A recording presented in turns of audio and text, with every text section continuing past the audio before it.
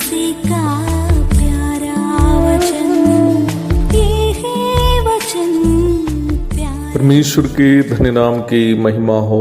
प्रभात मनन के सत्र 1991 में आप सभी का बहुत ही विनम्रता के साथ स्वागत करता हूं। आइए आज के मनन के लिए हम पढ़ते हैं इब्रानी अध्याय 9 पद 27। और जैसे मनुष्यों के लिए एक बार मरना और उसके बाद न्याय का होना नियुक्त है।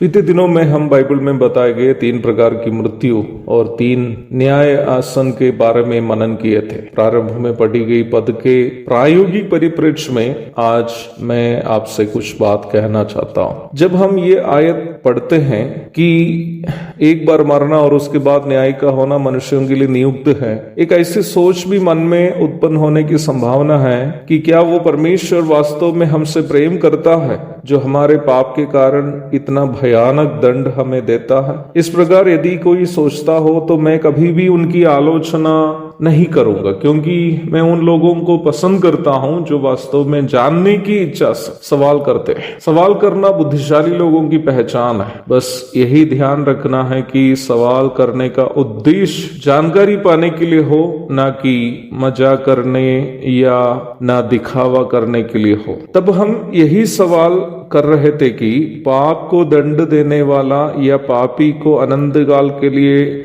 नरक में डालने हेतु उसके लिए एक आग की झील बनाने वाला परमेश्वर को क्या हम एक प्रेमी परमेश्वर बुला सकते हैं? इस प्रश्न का उत्तर ढूंढने के पूर्व इस प्रश्न में बताया गया तथ्य पर 2 बात हमें समझने की आवश्यकता है। पहली बात, पाप के परिणाम स्वरूप दंड मिलना एक स्वाभाविक प्रक्रिया है, ना कि परमेश्वर चाहकर हमें देता है। उदाहरण स्वरूप बोलो, यदि आप काफी देर तक धूप में खड़े रहे तो आपका पसीना छूटना और आपके शरीर में निर्जलीकरण होना और आपको प्यास लगनी इत्यादि शरीर की स्वाभाविक प्रक्रिया है। जैसे इस शारीरिक प्रक्रिया एक स्वाभाविक प्रक्रिया है, वैसे ही पाप के परिणाम स्वरूप उसका दंड भुगतना भी एक स्वाभाविक प्रक्रिया है। इस वजह से हम कभी भी परमेश्वर को क्रूर या दुष्ट नहीं बुला सकते। दूसरी बात, परमेश्वर का पवित्रता यह है कि वह अपने सभी नैतिक स्वभावों में सिद्ध है। God is perfect in all of his moral attributes. जैसे परमेश्वर प्रेम में सिद्ध है, वैसे ही वह